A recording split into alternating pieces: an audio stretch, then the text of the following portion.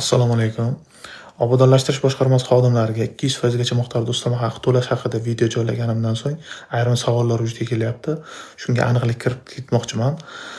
O'zbekiston Respublikasi Prezidentining 2025-yil 26-dekabrdagi 387-sonli qarorining 4-ilovasiga muvofiq Vazirlar Mahkamasining 91-sonli qaroriga o'zgartirish va qo'shimchalar kiritilib, obodonlashtirish boshqarmasi xodimlariga 200% gacha miqdorda ustama haqi to'lash tartibi belgilandi.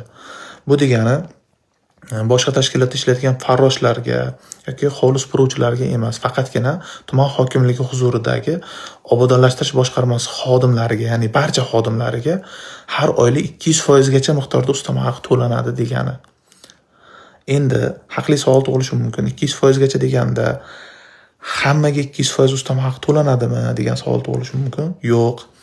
Tuman obodonlashtirish boshqarmasi boshlig'ining buyrug'i bilan endi xodimlarning mehnat salohiyatidan kelib chiqqan holatda 200%, 150% yoki 100% gacha miqdorda ham ustama haqi to'lanishi mumkin.